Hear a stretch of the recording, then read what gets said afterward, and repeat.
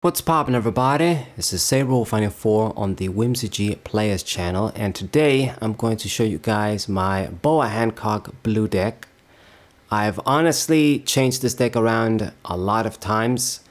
Even when we got the new stuff from OP7, I had cards in, took them out, changed the numbers, back and forth all the time. This is, I guess, the latest version that I didn't change and posted a lot of good matches with it. So I'm gonna stick with it. Basically, this is a very simple, good beginner deck, I wanna say. Just how I like it. Just simple stuff, simple effects, no wacky combos. The leader is gonna be Boa Hancock. She's probably the best blue leader here. Maybe Crocodile still has some very, very minor advantages and some cards that he can utilize exclusive to him, Baroque Works cards. But she's got a lot of advantages too, and she's just more consistent. Mono blue, 5 life, standard stuff, 5000, can attack as normal, and then when you remove something from your opponent's field by an effect, if you got 5 or less cards, you can draw a card.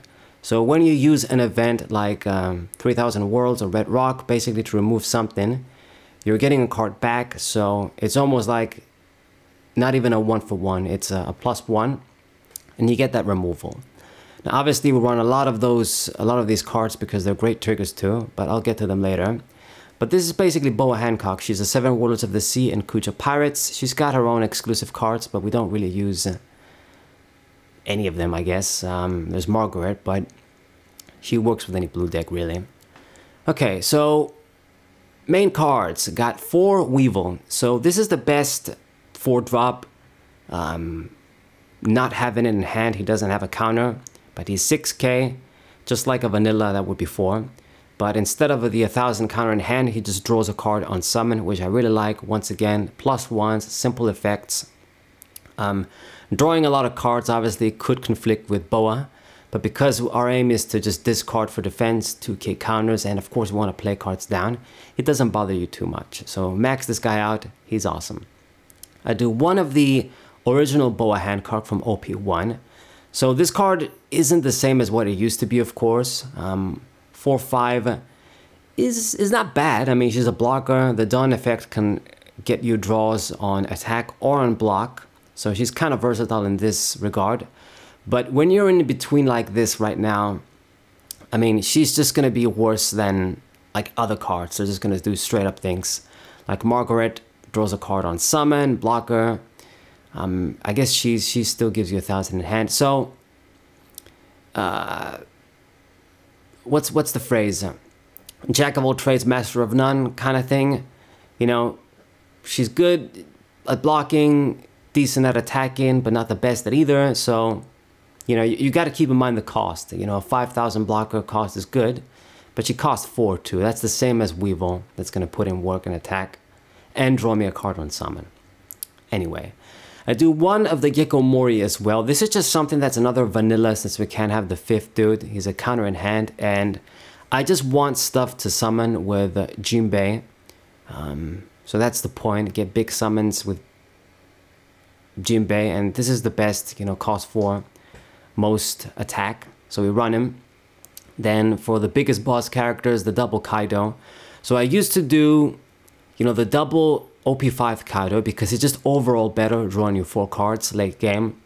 This guy removes stuff, but they go in hand. But I decided to do 1-in-1 because he sort of combos with Boa. So even though he's not, the removal isn't back in the deck, at least we get to draw a card. He's still the same stats.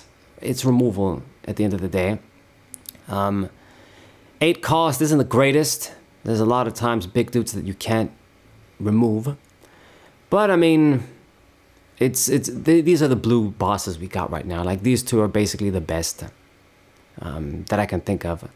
Whitebeard would have been pretty cool. That's coming out in the next set, but you need to have like a Whitebeard leader, so he just works with Marco. Anyway, I got the 1 Charlotte Pudding as well. Most builds I see they run like 2, and I've even seen 3. I'm not the biggest fan of this card because it's a situational card. Like when you have it at the wrong time, your opponent doesn't have a lot of cards in hand, then she's basically almost useless. The 4 cost you have to pay, it's in the range of things like you know, Boa and Weevil and stuff that can actually attack, like Moria. She's just 4,000, so when you pay the cost to summon her, unless I put like a Dawn and waste more, like, basically resources for her to attack, she's not really going to be able to attack for much shit. The best thing, the use of her, of course, is that if you play her at the right time when your opponent has a big hand, like even if it's just maybe 8 cards or 7 cards, you put them back to 5, so it's almost like they lost 2 cards in hand, then it can be kind of good. But that's about it. At least she's at 1,000 counter in hand, so when I can't use her, I can still discard her. So that's the point. I have one tech, but like a lot of the times, if I never had it in the deck, it wouldn't have made a difference. So you just have her for the situational tech, but a lot of times that situation won't come. And you would have been better off with a 2k counter. Okay, speaking of 2k counters, we max out the Crocodile. This guy is somewhat usable at 5,000 for 4, so you can summon him maybe with Jinbei if you're desperate, but I always want to have him in hand, discard him for the 2k. The effect can also just bounce something back, a low cost, but I never want to do this. Just a 2k counter, and it's Crocodile, so it's awesome. We run him. I got the double Mihawk. This is another card that I tinkered with. I wasn't sure of the numbers for this guy. I did 1, then I did none, then I did 2. If you have him at the right time and you drop him like as soon as you're at 8 Daunts, you draw your card and then he's going to be a big body, put some pressure. They might have difficulty popping him. So I kind of like it. It's also why I just do 2 of these guys, because we got this guy, he's a big dude as well. But more variety of costs, you know. If you got, you know, your distribution is very limited, like you got a lot of 10 costs, but no 8s, no 7s. When you're at range and you've got nothing to summon, you got to keep that distribution in mind. Like the Dawn curve, I think is what people call it. So 2 of this guy, in hand he's useless. Sometimes he's not going to be that good, but when we're at 8 Dawn, if we're controlling the game and we drop this guy, he's going to put in work. Then I do double Jinbei. Now some people might think I'm crazy for doing 2. Most builds I've seen do 4. I don't really want to do 4 or even 3, because if you get these guys together, he's a useless dude. I never want to be in a position where I got a couple of these dudes in hand, and if I summon him, I'm not getting any plus. I'm not really getting anything.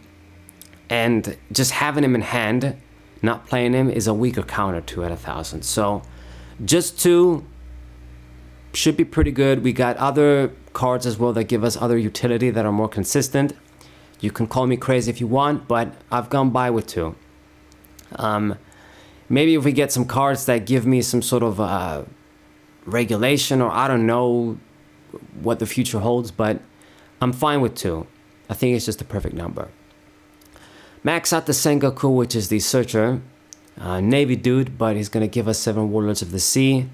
If you play at the beginning of the game, obviously this is the card you want to see. Mulligan maybe so you can try and see it, so that you don't pass your turn and not summon anything. If it sticks around, then you can put Dante and maybe he'll attack late game. It's a decent card, 1,000 in hand too. So we run him. Got the double Trafalgar Law. Just a counter dude. I never want to summon this guy for his effect. His attack isn't good, once again, for the cost. But the 2k counter is sweet. So that's him. Double Boa Hancock. Again, I've seen a lot of builds just max her out, but got to keep in mind, once again, the curve. You get a bunch of these and then you... Not at 6 Dawn, you can't summon her. She's useless in hand. So I do double. I guess most people wouldn't run this guy at all and just max her out, so maybe this guy is the replacement. But she's obviously great. Slow, just stun something, so she's almost like she gives us sort of rush in a way. It's going to prevent one of your opponent's characters of attacking. We usually want to do this on a big character, a semi-big character, and then you can attack next turn, or just if you got like a removal card and they got something big, first you summon her, so you slow them down, so you get the summon, then you remove the dude, and then you can attack as well. So good shit like that. She actually removes 2 things. She can remove something small as well, and you can put one of your own cards back in the deck. But I never want to do this. Maybe if it was in hand like this guy, we could put this dude back. But because it goes in the deck and it's a minus, so I never want to get rid of my own shit. But we could get rid of something small in our opponent's field, maybe. Never know. Like maybe a 1-cost blocker. Those are pretty rare though. That's it. I mean, that's all I got. 6 Dawn is a good cost for the attack. A lot of the times you'll be happy to just summon her and then summon a 4-cost like this guy. And the Dawn math is going to work out perfectly. So I can see why people would like to run more of her. She's good. But just like the Jinbei, I think just 2 is a good enough number. I'm running some other cards that people don't run, so that's why. Maybe if I had the space. So speaking of cards that people don't run, I got this Margaret here. So I don't really see anybody using this card, and I'm a big fan of her. Now, I'll admit, I had a playset, and then I dropped her to 3, and then eventually I dropped her to 2, as you guys can see. Because in hand, she's no good, of course, and then summoning a bunch of her, like having a couple of copies when you're trying to get big dudes down or just trying to get different cards, is no good. So 2, because she doesn't have a counter, I think it's better. I see her when I need to, and when I don't need her, I don't see her, so it's just great. She's a blocker, and she draws your card on summon, like this guy. That's why I think she's awesome. I mean, nothing else bad to say. She's Amazon Lily. She's not 7 Warlords of the Sea. Would have been great if we could search her with this guy. But she's great. I think in the future, depending on decks and how the format evolves, she might be better. But you can't go wrong with an effect like this. Decent cost for the blocker effect, and you draw a card. So what more do you want? Then we got the Edward Weevil. I mean, you can make the argument the 2/2 blocker dudes cost 1 less, counter in hand. You don't draw a card, but you cost 1 less and your counter. So I see that advantage. But when you're gonna summon anyway, the draw 1 is great. And when you got a bigger cost, it might be harder for your opponent to pop as well with effects. So that's another benefit too. For my other 3, I do Weevil. I keep this guy in as another vanilla dude that can attack, and it's just something else that you can summon with Jinbei. Obviously, the best thing would be Weevil or this guy, or even Boa. But if we don't go out a 4, we can do 3, and this guy's a 5k, still decent, so summon him. Gotta have a few 3s if my opponent forces me to play first, or if you're in that 3 Dawn range, have something to summon. So yeah, once again, Dawn distribution, cost distribution. We max out the Gecko Moria, +1 card is great. Another good thing to summon with Jinbei, if you got like a Crocodile or a Law to recover, that's nice. So awesome card. I mean, +1, simple stuff, just how I like it, control. And max out the Mihawk as well, so 2k counter dude as well, more useful than Law, because you can actually attack and do shit with them, draw stuff too, maybe. So max him out. And then max out the Boa Hancock trigger from the starter deck. I like this card because, once again, just trigger, just free lucky bonuses you can get if your opponent hits it in the life.